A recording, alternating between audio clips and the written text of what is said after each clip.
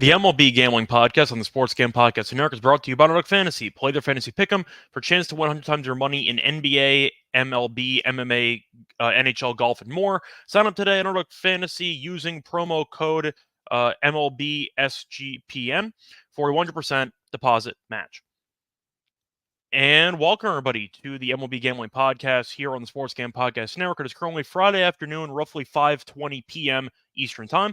I'm your host for the show, Scott Reichel, joined by Lonte, and together we're going to go through the Saturday games for the MLB slate. Lonte, who just vanished, is going to be back in a second. But yeah, it's kind of tough to deal with that because I was about to introduce him and now he's gone. But either way, point is he'll be back in a second. Either way, looking forward to breaking down the card. Trying to remember what exactly happened with our picks last time I was on the show. I ended up sweeping. That I remember. I had the Mets money line against Snell, and that ended up getting there easily as my dog. And for my lock, I believe I had the under in the Miller-Gray game in that Rangers and Mariners game at 9.5. That got there easily. He's back, though. Lonte, welcome. How's it going with you?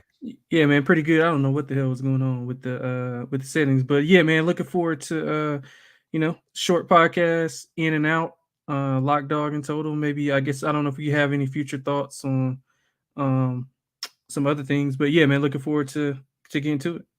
Yep. Anything you want to add for takeaways over the last couple days? You want to just move on to the games? Oh no, we can move on to the games. It's fine. Sure. All right. So starting off with the first game, which is actually going to be at 3 o'clock, so no 1 o'clock start times on Saturday. You have the Dodgers taking on the Blue Jays. You have Glass now on the mound taking on Kikuchi. And for this one, you have a decent favorite because the Dodgers are obviously involved. Dodgers are around minus 155. The Blue Jays are around plus 135. Both pitchers have been really good this season. Glass now is 4-1 with a 2.92 ERA. Kikuchi, though, 2-1, 2.28 ERA, and you're looking at the total in this game being set at around, I want to say it's at 8, but I'm trying to remember what it's at. It's at 8 flat, a little bit of juice to the over there. We know the Dodgers are the better team on paper, but so far this season, they've been fine, not amazing. They're 16-11, at least compared to their preseason expectations. Lonte, I'm going to let you go first. 155. Do you think it's too cheap for the Dodgers, or do you actually think that it is a little bit too expensive based on how good Kikuchi's been? Yeah, I think it's. I mean, honestly, it's a game I'll be passing on, but I think it's a mix of both. The Dodgers do play better on the road, but Kikuchi, like you said, has been pretty much lights out, especially at home. It's just hard for me to trust the Toronto against a good team. I don't know their record against like above 500 teams, but usually they usually struggle in that aspect. But they've been better this year. Like I said, I think they've won like 7 of the last 11 or 8 of the last 12 or something like that. So they're playing good baseball right now. But I do think the Dodgers with Glasnow's on the mound, right? Yeah, it's Glasnow against Kikuchi. Yeah, with Glasnow on the mound, I don't want to lay it with I don't want to lay the 155. So I'll probably just pass. But I kind of like the over. I think both teams can get it going. I know Glasnow's been both pitchers have been pretty good, but I think the offense will come to play tomorrow. So I'll lean to the over. If I had to take a side, I'd lean with the home dog. Yeah, I'm going to lean Dodgers here personally, so we're going to disagree. But Dodgers have won 4 straight, starting to play better. The pitching's been great. They've allowed less than 3 runs in 4 straight games, so that has been a big reason for the recent success. I think Glasnow's going to pitch well. Toronto's been decent at home. They are 6-3 at home this season, but I still don't exactly trust that team. The bullpen is still inconsistent. I think that the Dodgers are getting a decent price for Glasnow, in my opinion. Kikuchi might pitch well, but he doesn't exactly pitch long. So I think you might end up seeing some trouble in the later innings for Toronto's pitching staff. I'm going to go with the Dodgers in this one personally at minus 155. Moving on to the next one, looking at a matchup between the Reds and the Rangers. Rangers are a small favorite, about minus 135. You're looking at the Reds being around plus 115. You have Lorenzen taking on Green. Green this season has not been great, 0-2, 4.55 ERA. Lorenzen's had some command issues, but he's managed to dance in and out of trouble as he's 2-0 with a 2.45 ERA. Long time, I'm going to let you go first. I've mentioned Hunter Green before in the past negatively. I think that he is a solid strikeout pitcher, but he gives up a lot of runs, and he walks a lot of guys. So I'm not exactly a big Hunter Green guy. It seems like he's kind of strikeout or bust, and most of the time he gives up a lot of runs. So I've never been a Green guy. He's a good player prop guy if you want strikeouts. But when it comes to limiting the damage and trying to have solid quality outings, you don't really get it that often from Hunter Green, which is kind of the problem that I have.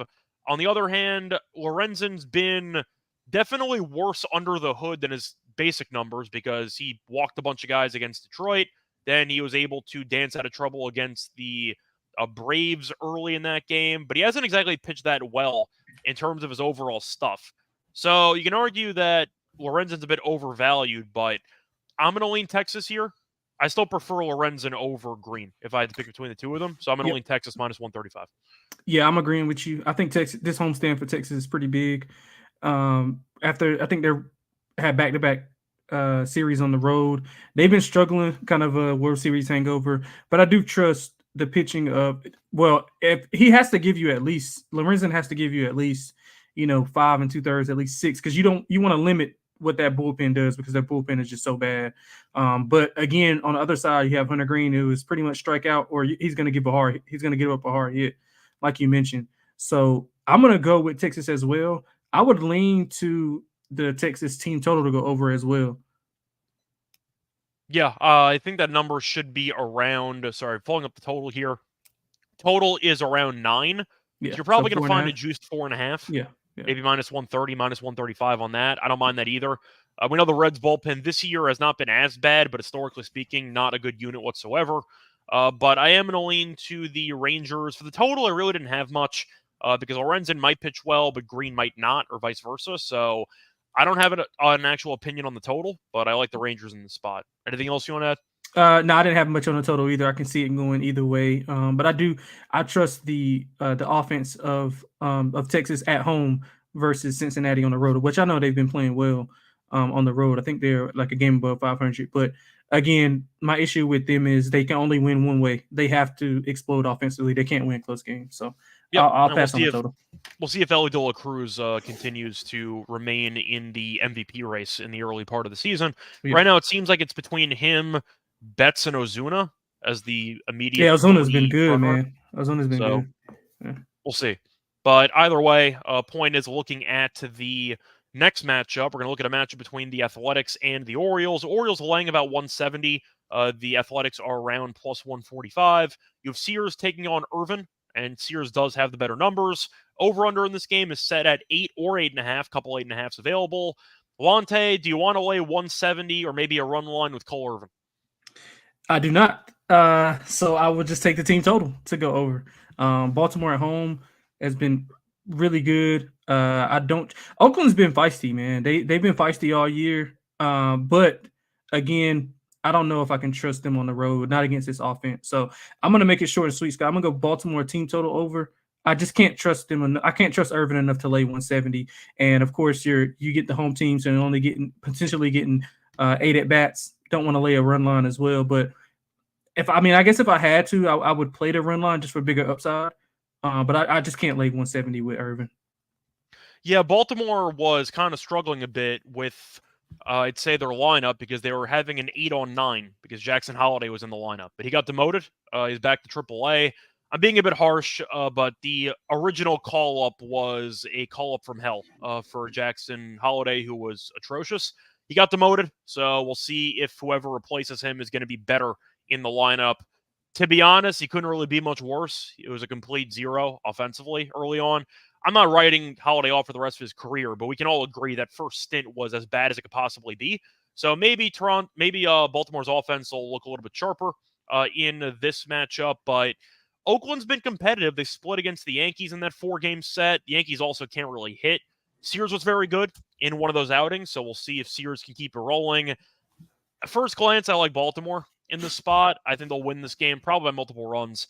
I still don't think Oakland's that good. They've been competitive, at least more than I thought they would be. Yeah. But I don't think that these teams are close in terms of talent, and the Yankees are kind of slumping a bit offensively. So give me Baltimore to get the job done.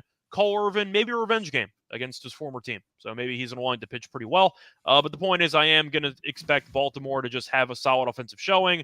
Irvin last time out, though, was actually pretty good. 6 2/3 and no runs against the Royals, who we saw score 8 runs in the early game on Friday, 7 runs in the 9th inning. So decent showing there, but maybe show something here against his old team. Give me the Orioles on the run line in this one.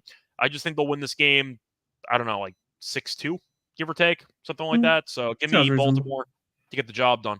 Moving on to the next game, you have a matchup between the Cardinals and the Mets. You have Gray going up against Hauser. Gray might be the only pitcher you actually like for the Cardinals, but you're looking at what should be a pretty interesting matchup as you have potentially an underratedly surging team in the Mets, who are kind of 13-11, but they got off to the really bad start to the year. They've been good over the last couple weeks. Cardinals are middling to below average, which is kind of what Mal and I thought they would be.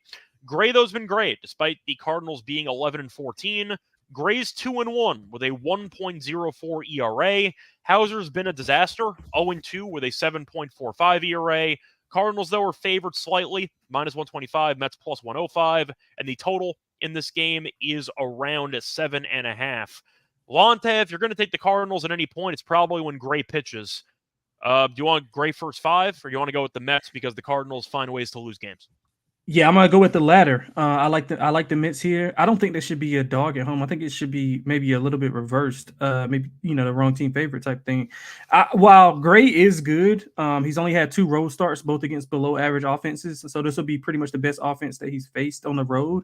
I guess it's factored in that Hauser's obviously not good, but I think that the Mets offense is probably the best unit out of the 4. So I trust them to get it done. They've won 7 of 10. They're hitting almost 270 at home. St. Louis is hitting 219 on the road. In their wins, in their 7 wins out of the last 10, they're averaging around 6 runs per game. So I think the offense can get going here. I know Gray's been good, but again, numbers are kind of propped up by some bad offenses. St. Louis lost 6 of 10, and you mentioned it, man. Their bullpen is allowing 4.5 runs per 9 in their last 10. Don't trust the bats at all. Don't trust the offense at all. I'm going to go with the home dog here, man. Give me the Mets. Yeah, I think for this one, I'm going to go with the Cardinals' first 5. The Mets have been a really good come-from-behind team so far this season. They seem to be trailing a lot, and they'll manage to rally in the latter innings. I can see that happening in this matchup, but I think Gray's been really good. The Yankees got rid of him, and he remembered how to pitch because he's been good everywhere else. So I'm going to go with Gray. That's how it always happens. Yeah, Hauser has been a mess. And it doesn't exactly help when you're not a strikeout pitcher because that means you pitch to contact. And Hauser's always been a ground ball guy, which has not gone well for him so far this season. So I know the Cardinals are not good. Goldschmidt's starting to get a bit better. I know that his average is bad and he was striking out a ton to start the year. He's been better recently. I think he's had multiple hits in 2 of the last 3 of the last 4. So maybe he's starting to get going. Arenado was decent to start the year. Same thing with Contreras. Nobody else has really done much in the lineup. Nootbaar's been okay, I guess. But the point is, I'll go with the Cardinals' first 5. Will they win the game? I didn't say that because I don't think the Cardinals are good. But first 5 innings, give me a nice 3-1 lead after 5. Anything else you want to add, or should we move on? No, we can move on. All right. So moving on to the next game, we have our first game of the slate with no line. We have Winkowski pitching for the Red Sox, and you have Undecided pitching for the Cubs. My favorite player. He's on a bunch of different teams, Undecided. So we're going to have to wait and see who's going to be pitching for the Cubs in this one. But the point is we don't have lines on it at all. Both teams, though, have been pretty solid this season. Cubs are 16-9. They're my preseason pick to win the NL Central. The Red Sox I thought would be bad, but Alex Cora finds a way to never let the team fully bottom out. They're 14-12. They've been feisty, is the word we can use. They are only 3-7 in Fenway, and Winkowski is nothing to really write home about. We don't have a line on this one, so I don't know how we're going to break it down, but I'm not going to ignore it. Do we lean Cubs because they're just the better overall team? Yeah, I would think so, just depending on who they throw. Red Sox has been pretty much one of the biggest surprises to me. Because I think coming into it, a lot of people have pegged them to be kind of, one of the bottom like 3 or 4 teams.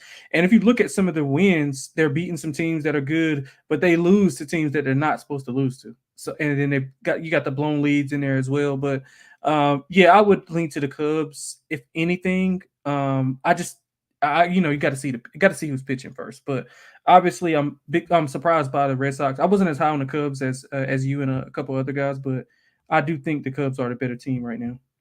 Yeah, I don't know if it was really me being high on the Cubs or me just being low on the entire NL Central. Yeah. But the Cubs, I just thought had some pieces, and they were able to get Imanaga, who's been really good. Really they got good. back Bellinger. Really who's been, of course, a big piece of that team. But in general, they got an actual manager. I think Ross was holding him back, and Counsell might be a little bit over-reliant on the bullpen at times, but definitely an upgrade over Ross. So that was kind of my argument there. But in general, yeah, I think the Cubs are good. And the Red Sox are in trouble because we know Devers has been banged up this season. O'Neill was incredible. He got injured. Casas fractured something. I forgot what he fractured, but he's going to be out for a while. And Casas was really good to start the year. So the Red Sox offense, their main pieces all got hurt, which is definitely not a good sign. So, yeah, I'm going to go with the Cubs in this one at what should be a decent price on the road. Once again, not going to actually bet it until I see who's pitching. Before we get into the next game on the slate, though, do want to remind everybody once again that we are brought to you by Underdog Fantasy. Underdog Fantasy is a great place to play fantasy sports, and it's very easy to play there. Plus, the NBA playoffs are here, and Underdog Fantasy wants to make it a lot more interesting because they have a great pick'em game, which is as simple as picking higher or lower on player stats like points, rebounds, assists, and so much more. Make entries on all basketball or mix and match across your favorite sports. They also have baseball. A bunch of options on baseball. So if you want to go for earned runs, you want to go for potentially runs in the first inning, they have so many options on Underdog for baseball. But the point is you can win up to 100 times your money, and it is a ton of fun. Underdog's available in 30-plus states, including California, Texas, and even Canada. And they also have a lot of really interesting special promos they got going because Underdog will be running a ton of different promos, bonus cash airdrops, specials, giveaways, and more throughout the NBA playoffs. So make sure to follow at Underdog Picks. That's at Underdog Picks to keep an eye out. Underdog's available in 30-plus states, including California, Texas, and Canada. And they also just launched Champions, their player versus player format in Florida. So make sure you sign up with the code MLB SGPN. And Underdog will double your first deposit $100. So Underdog Fantasy, promo code MLB SGPN. Welcome back, everyone, to the MLB Gambling Podcast. Just finished covering a couple of these Saturday games. Now it's time to move on. Going to look at a matchup between two really bad NL East teams, but one team has been a lot better than the other. The Nationals are 10-14. The Marlins are 6-20. But you have Parker going up against Cabrera.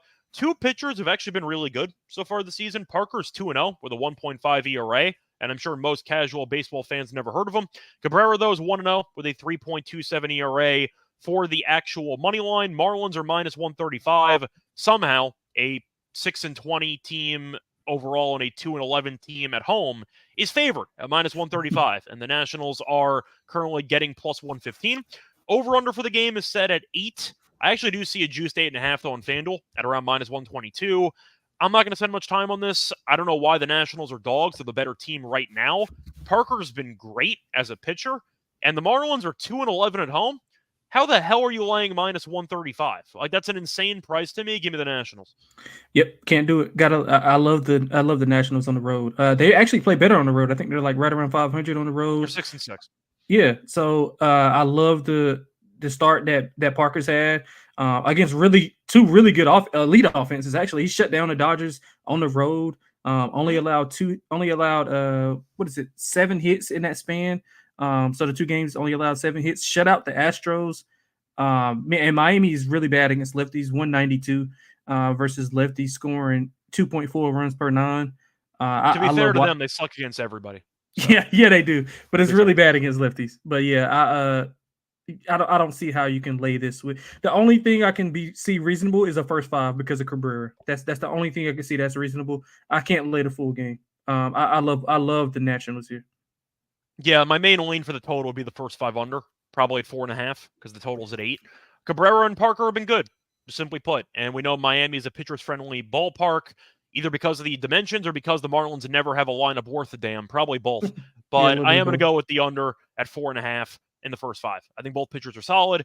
Parker's a relative unknown. He sounds auto-generated.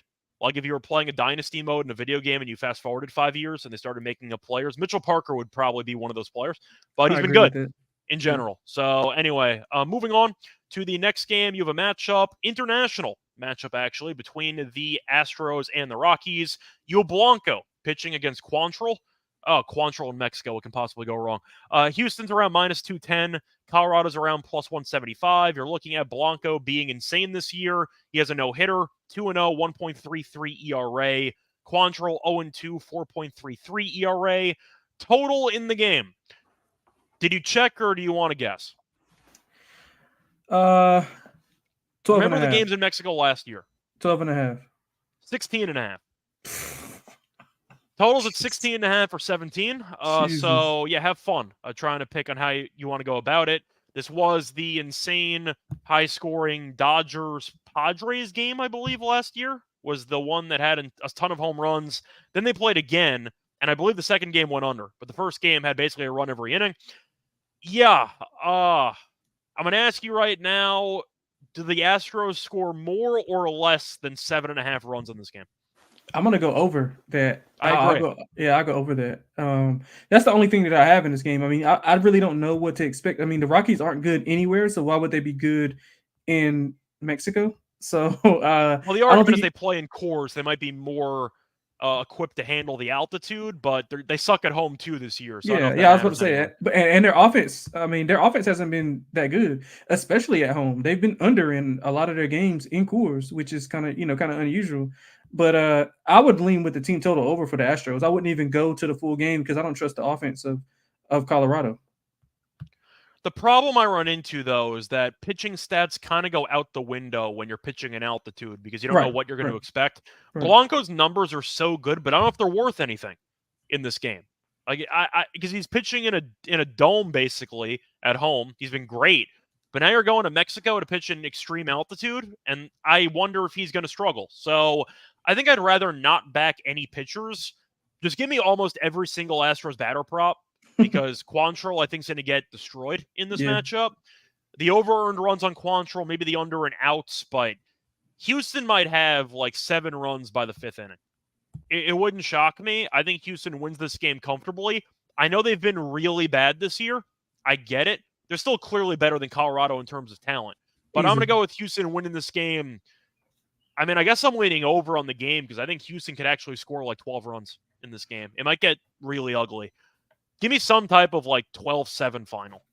Something fun, something chaotic. If you want to bet player props, by the way, home runs, anything, do it now. Because you're going to wake up tomorrow morning and you're going to see a bunch of tweets going, by the way, we're back on this insane Mexico game. And all of Twitter is going to slam parlays on the home run props and the overs and everything. Do it now before the line moves. Because I guarantee you, all of gambling Twitter is going to be slamming overs closer to game time. You agree with that? Yeah, and I'm not really a big home run betting guy or nothing like that. I'm just saying in general. No. In general, yeah. In general, yeah. I do. But I'm not a big home run prop guy either. Adam's been kind of getting me more into it, but it's pretty. Adam's really good at it. He's really good at it, but it's very tricky to predict who's actually going to hit a home run. You go by recent form with hard hit rates, etc. But the point is, for this matchup, all these lines, no matter who you like, are going to plummet. The total 16.5 or 17. So if you want to get your bets in, I'd probably get them in now. Moving on to the next matchup, you have the continuation of the series that we saw start on. I don't remember if it started actually on Friday or Thursday, but you have the AL Central battle between the Royals and the Tigers. You have the Tigers being favored with Mize on the mound at minus 115. Royals are around minus 105 with Singer on the mound. Both pitchers have been good, below 3 ERAs. Over-under for this matchup is set at 7.5. We saw a really bad beat on the under, 7.5 on Friday, because you had 1 run in 8 innings, and then the Royals scored 7 runs in the 9th inning, and the game ended. Game landed 8. So both pitchers, though, kind of comparable. Mize, a guy that I like, who's a relative, I'd say, I don't want to say wild card, but he's been solid this year. Singer's a wild card because his numbers are either really good or atrocious. Last year they were really bad, but this year it seems like he's figured it out. Really not much to separate these teams. I guess I'm going to lean Royals because if it's going to be a coin flip, basically, I'll take what's closer to even money. Shopping around, though, you can find Kansas City at minus 104, I guess, but I think Kansas City is the better team than Detroit. They're 17-10. They've been solid. The offense has been good. Witt's been good. They have some pieces. Detroit offensively can't hit. So if I have to pick between these two teams, I'm going to lean Kansas City getting a decent price as the better overall roster. You? Yeah, I'm with you with Kansas City. It's actually these two teams are two teams that I'm completely right on and completely wrong on. I can get every Royals game right when I bet them, but I can't get anything right with the Tigers when I bet them. So I Okay. don't I'm all like confused on what to do in this scenario. But I do think the under has a good chance of hitting, like you mentioned with Singer. I think he has a shot to be really good, mixed in with the Tigers not being that good offensively.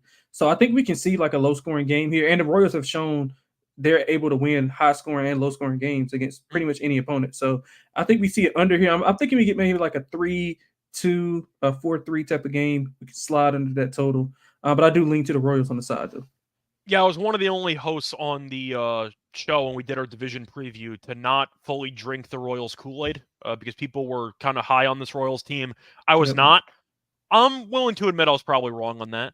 I don't know if it was a matter of... a long way to go, though. No. I got a long way to go. I'm not saying this team's going to finish like 10-15 over, but in the AL Central, they're going to be fighting for the division. Yeah. I thought Minnesota would be better than they are. I didn't think Minnesota was good. I just thought the other teams weren't worth a damn. But I think the Royals have looked like definitely a team that will be hanging in there for a division title in the latter couple of months of the season. We'll see if they fall apart. We'll see. But I thought the Royals would be worse than they are. So I wanted to at least give props to them. Good start. They're 7 over. We'll see if they get to 8 over in this spot. But I do agree with you on the under. This game screams 3-2 to me. Yep. Like a very low-scoring, boring game that nobody's going to pay attention to. And you look up and go, oh, the Royals won again. 3-2. All right, cool. And then you just move on to your day. That's kind of how I see that going. So I like the under in this game as well. Both pitchers are solid. Both offenses can be good, but Detroit's offense is bad more often than not. So that's kind of how I'm looking at it. Moving on to the next game, you have the Yankees taking on the Brewers in a battle of I can't even say first place teams anymore. Wait, are they first place teams? Because I think the Brewers might be a half game ahead of the Cubs. Yeah, they should played be. one less game. Yeah, so yeah, you have a battle of first place teams here with the Yankees taking on the Brewers. You have Rodon, who's actually been decent this year, taking on Ross. Yankees are minus 135. You have the Brewers at plus 115. As for the over-under, you can find that number currently available at around 8.5 market wide. A little bit of juice to the under, though. Long time, I'm going to let you go first. Rodon's been okay. The Yankees' offense, though, has not been very good recently. Where do you want to go for this one? Hey, that's a perfect mix for my under, man. Under 8.5. I've been betting the Yankees under all season. And they're 17 of their 26 games have went under. They're also under in 6 of the last 10. I know Milwaukee's offense has been, they've been going pretty good, especially early on in the season. Yeah, especially early on in the season. But they struggle against lefties, though. They're hitting under 200 versus lefties. They're actually under in 6 of their last 10. And like you mentioned, Rodon's been awesome. I mean, 2 or less runs allowed in 4 of his 5 starts. 2 of those starts were on the road versus solid offenses. So, the Milwaukee offense won't be, too much of a burden on him. So I'm going to go with the under, man. I don't think – listen, I know Rodon's been good. I'm going to put my Yankee cap to the side, my Yankee fan cap to the side. I'm not sure they should be favored on the road. Yeah, we agree on this on both sides. I like the under in the matchup. Yankees offensively have been struggling. Judge still has not been exactly a great hitter this season. He'll turn it around at some point, but it's been a mess. And you're looking at who's actually been contributing for the Yankees recently. Not many guys. Rizzo had a couple home runs against Oakland, which is a shock. I saw Trevino had the shortest home run in the entire league this year. But Soto has, I don't want to say cooled off, but he hasn't been dominant. He's been solid, though, compared to the rest of the lineup. Judge has been a mess. I know that Cabrera was very good to start the year, along with Volpe. They have both cooled off. Volpe especially has been a mess over the last couple of weeks. I like the under in this game. I do agree with you about the actual side, though. I think minus 135 is disrespectful. I think Milwaukee's been undervalued all year long. Yeah. They're good at home. I still call it Miller Park. Deal with it. I know it's not, but I still call it Miller Park to me. Point is, though, give me the Brewers on the money line as well at plus 115. Trevor, I actually do not have Contreras at 150 to 1 to an MVP. That was something that Adam told me to take. I'm in New York. I can't bet that. They don't have award markets, but I also thought it was kind of a donation because I don't see him winning. I don't think that they're going to give him the award at the end of the year. Great CLV, though. We'll see how Contreras does moving forward. I have a play on bets to win MVP. So that's kind of where I'm at now. But 150 to 1, we'll see what happens. But he's definitely done a great job so far in Milwaukee. Moving on to the next matchup, you have a matchup between the Rays and the White Sox, where the fans in attendance are only there for the milkshakes. You have the Rays being a favorite about minus 240. You have the White Sox at around plus 200. Savale's pitching against Cannon. It's fitting his name's Cannon because all the hits he gives up are rockets. But either way, you're looking at the over-under being set at 7.5. The White Sox are 3-22. I said in the first week of the season, this team's losing 120-plus games. They might lose 130. That's where we're at right now. So I'm going to ask you right now, the Rays are 240. The play is either run line or nothing, or maybe the under. I'm on Rays run line. The White Sox are a fake baseball team. They're awful. If there was relegation, they'd be demoted to AAA. They're a disgrace to the sport on a regular basis, just watching this team play. Give me Tampa run line. The White Sox are a catastrophe. I got nothing else to add. I got nothing else to add either. I might look under. Ray's offense hasn't been good at all, especially at the top of the lineup. Randy Rosarina's like struggling. Like he's struggling. Well, the issue is he strikes out all the time, and he always has been a big strikeout guy. So if he's not on, I don't want to compare him to Stanton because, of course, by body type they're completely different. Same struggles. They kind of swing for the fences all the time. Yeah, that's what I was just about to say. Yeah. Their K rate is insane. Their chase rate's insane. But when they hit the ball, it goes a long way. Yep. That's kind of the comp I'll make there from at least an approach at the plate. There's a lot of Stanton negatives to a Rosarina's game. Yeah, I agree. But we can move on, man. This don't bet this. I mean, if you're going to bet anything on this game, either bet the Rays. I mean, you're getting all 9 at bats. The White Sox, pitiful. They're just pitiful. We saw Oakland intentionally punting last year. This team might be worse. They've lost 7 straight. They've lost 1, 2, 3, 4, 5, 6. They've lost 13 of their last 14.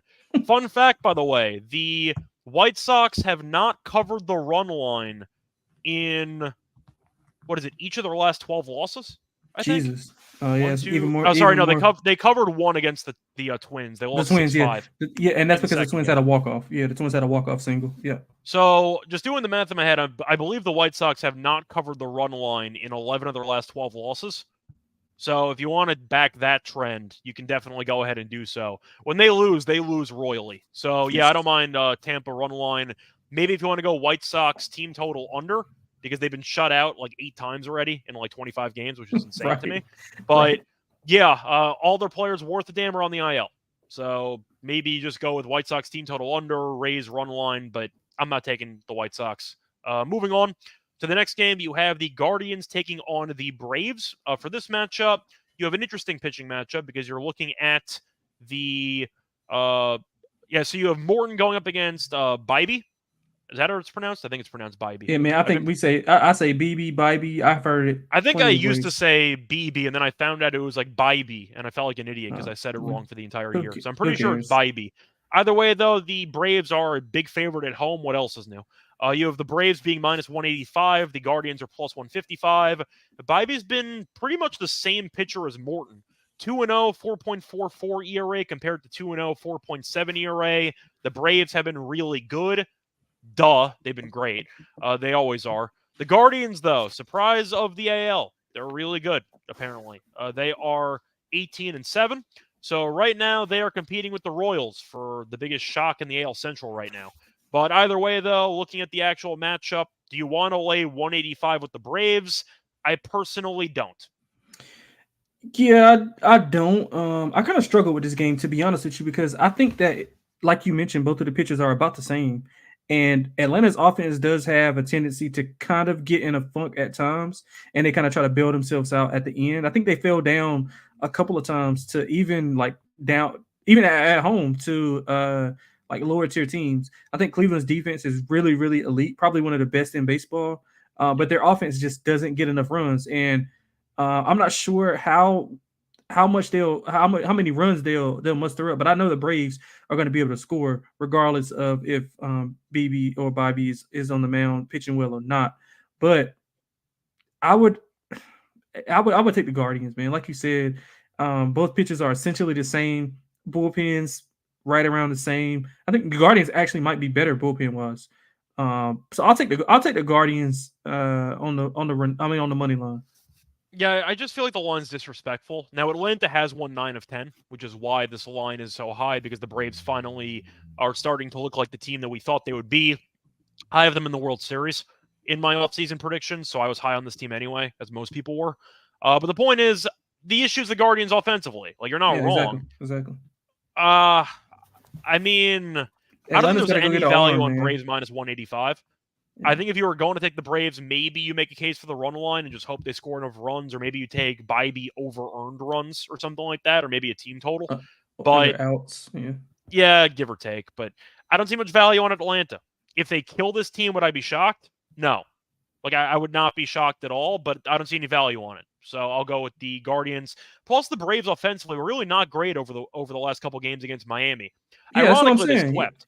They swept though, but they didn't score much. They just pitched They were very down well. big. So, I think Miami was up on them in the 2 of the last 3 games, and they just kind of offense kind of picked up because that's what they do. They're just that good, but they didn't look as dominant as you would think in a sweep.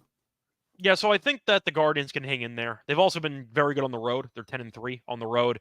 Braves are 9-3 at home, so kind of cancels out there. But Didn't the White Sox beat the Braves? I think that was their last win. It could be. I think so. Yeah, I think so. I think that was their last win. I think the White Sox last win was against the Braves. So the Marlins, by the way, got swept. They scored a total of 3 runs in the entire series. Right. Atlanta scored less than 6 runs in every game of that series, and they swept.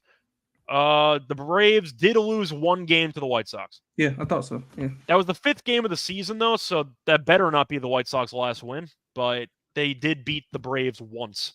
Yeah, so we'll see what happens when they resume that series, because that last game got postponed. Moving on to the next game on the slate, you have the Phillies taking on the Padres in what should be an interesting game. Looking at the matchup here, you have Suarez, who's been insane this year, against Cease, who's also been insane this year. You're looking at the Phillies being minus 105. The Padres are minus 115. The over-under in this game is set at 7.5, but there is a 7 available, so you might want to take the 7.5 now before the line moves. Yeah, both pitchers have been nuts. Suarez, 4-0, 1.36 ERA, which I don't know how the hell he's pulling it off, but Ranger Danger is doing pretty well. And Cease has been a phenomenal acquisition for the Padres after they got him from the White Sox. And the Padres are not very good. They're 500, but Cease has done everything he can to give them a couple of wins. They haven't always capitalized on those opportunities because his record is only, I mean, he's 3-1, but when your ERA is 1.82, you probably shouldn't have any losses on your overall record. But I'm going to ask you, I think Cease is the better overall pitcher if we're going by the career body of work, but the Phillies are the better team. So the question is, how do you want to go about it? Because I don't really see much value in this game. Yeah, me either. I struggle with it because I don't think that on one hand, the Philly, like Ranger, I think can be got in by the Padres offense, but do I trust the Padres offense to be consistent? I don't. Probably and on the other side, Cease is going against probably one of the better offenses that he's faced. And I think, if I'm not mistaken, the Phillies have been really good against the Padres just from a historical standpoint. Yeah, just from a historical standpoint. So I didn't see a lot of value on the game. I actually struggled to come up with a bet. I think it's actually perfectly aligned. If I had to go anywhere, I would go with first 5 under. If both pitchers are in good form, I think that Cease can be able to shut down the offense for a little bit. And then I think on the other side, Suarez will be able to shut down the Padres offense for a little while as well. I just don't trust the Padres offense, and I don't trust the Phillies bullpen. So it's kind of a toss-up to me. I think it's perfectly priced. So I'll pass. I didn't see a lot of value. Good series, though. Good series. Yeah, you mentioned my main play for this game would be the first 5 under, probably at a flat 4. Might be a little bit juiced, maybe minus 120. I don't mind it. But that total of 7.5 might not be there by game time because there already are a couple of 7s. So if you want the under, maybe you want to take that now. Moving on to the next game, you have the Pirates taking on the Giants. Remember when the Pirates were good for the first week and a half?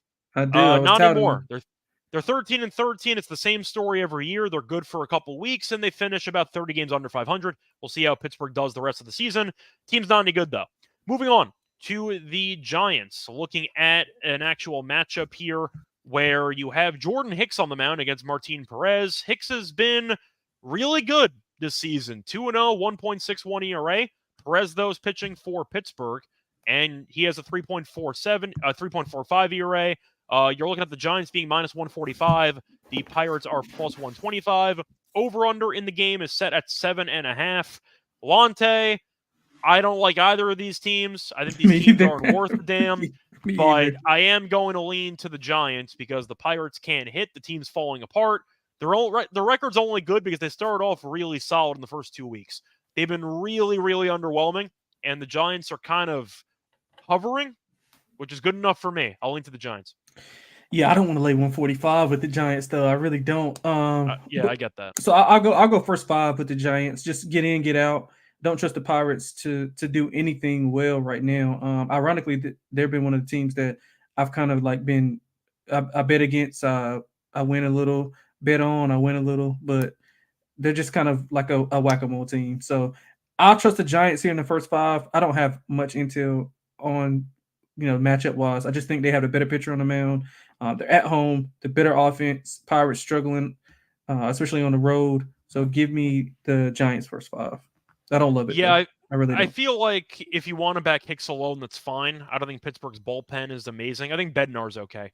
But you're looking at a prop potentially for this matchup. It's in Oracle Park. Both teams can't really hit. Give me the no home runs in this game. Give me a very ugly, 3-2 type late night game in San Francisco. So that's my prop there at a decent plus money price. Moving on to the next game on the slate, you have a matchup between the Twins and the Angels. Two teams that completely suck. Not really. I mean, the Angels and the Twins record-wise are not totally in the cellar. Minnesota was supposed to be the front runners to win the AL Central, but it's a psycho division, so it's like the NFC East. Just a different winner every year. You just make it up as you go. But either way, the Twins are currently a dog, actually, in this game. You have Paddock taking on Soriano. Soriano's 0-3, but he's a 3.43 ERA, which is code word for I get no run support at all. Against Paddock, who's 1-1 with a 5.57 ERA. Angels, though, are minus 130. Twins are plus 110. And the over-under in this game is set at 8.5. For this matchup, I'm going to blindly take Minnesota. I'm not laying 130 with the Angels. That's just not going to happen. And as bad as Minnesota's been, they're still better than the Angels record-wise and talent-wise. I know Paddock's not very good. I get it. But plus 110? It's like the Mets-Giants game the other day. I don't know why the hell this team's getting plus money. Give me the Twins. Yeah, I'm with you on the Twins. I think it's more of a coin flip than anything. So I'll take the dog any day of the week. Angels, I mean, they're just pretty much they started off better than what I thought, but they kind of leveled out since. Trout has been, he's been fine, but not a lot of help in that lineup. Paddock has his moments, but then he has an inning, or he has a stretch of an inning or inning and a half, and he just kind of implodes. So if he can keep that down, I don't think this offense can take advantage of that. So I'm going with the Twins as well. I like their offense a whole lot better than I do the Angels offense. So I would rather have the better offense. I guess it's semi-better pitcher with Paddock on the mound. So yeah, I'll trust Paddock and the Twins. That's the debate too. That's the point. I don't know what the Angels are better at than the Twins. Yeah, besides Mike Trout being on the team. Yeah, that's it. Yeah, so I'm rolling with you. I'm with the Twins. All right. Moving on to the last game on the slate, you have the Diamondbacks taking on the Mariners, and we have, I believe, no lines again. Yeah, we have no line. I think it's a pitcher. Yeah. I see Kirby's pitching for Seattle, and I don't know who's pitching for Arizona. I see it's what is it? Ciccone? Is that how you pronounce it? Oh, yeah, Ciccone. I see he might be on the mound, but I don't know if that's actually true or not, so keep an eye out for Arizona. But the point is, Kirby, I like as a pitcher, but he's been terrible this year. He's 2-2 with a 5.33 ERA. Ciccone's been okay, once again, assuming he is actually pitching. 1-0, 3 flat ERA. Arizona, though, not that good. Seattle, though, quietly, first place at 13-12. Yes, the AL West, not exactly a great division this year. I'm assuming it's going to ramp up, but so far, not great. Seattle got off to a really bad start to the year, and kind of the opposite of the Pirates. They were really bad to start the year, and they kind of caught form recently, while Pittsburgh was the opposite. But you're looking at Seattle, and Seattle has won 7 of their last 9. So they've been in good form, and Arizona's just not very good. just simply put. We know that we tend to see teams make a deep playoff run, then the year after in various sports, they kind of fall off. It's still early to say that about Arizona, but they definitely are overvalued based on what I've seen from them this season. I'm going to take Seattle. I don't know what the line's going to be, so I can't really lock it up or anything or make some strong arguments, but Seattle's been in good form. I'll back the hot team. And Arizona's really not that good on the road. Yeah. Yeah, and their offense has been kind of up and down, and they're comparable to the Reds to me. If they don't, I don't think they can win a low scoring, grinded out type of game They're where going to test it out tonight because Gallen's pitching. But besides yeah, Gallen, yeah. we'll I mean, see. but outside of that, that's just more Yeah. so Gallen just shutting down the opposing team, and them trying to muster up something. But Kirby's due for a big performance here, after not being good at all season. I think he took a lot of Cy Young love. He had a lot of Cy Young love going into the season. But yeah, without a line, I can't really get into detail because I would like to see. I'm guessing the Mariners will be favored 150-ish, 140-ish, depending on if it's. I was going to say around 135, 140. Yeah. So I would bet them anything 130 or under. I will say that, or maybe a first five with Kirby on the mound. Thinking the Diamondbacks offense can't get going early against them. Yeah, that's going to wrap it up, though, for the actual slate for Saturday. Now it's time for the actual lock and dog picks. Lonte, I'm going to let you go first. What is your lock for the show? Yeah, actually, I got two dogs. I got a lock. Okay. I got a lock for my dog is a lock. I mean, my lock you have is two a plus dog. money plays as your lock and dog. Yeah, so I'm going with the Mets at home. I think we both agree that they should be favored. Like I said, they're really good at home, batting almost 270 at home. The run support has been there. St. Louis don't trust their offense. Their bullpen is atrocious. I do know Gray is the quote unquote better pitcher.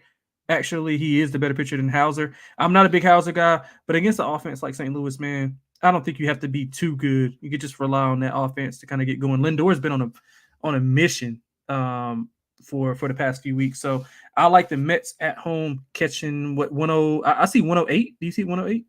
Yeah, give or take. Yeah.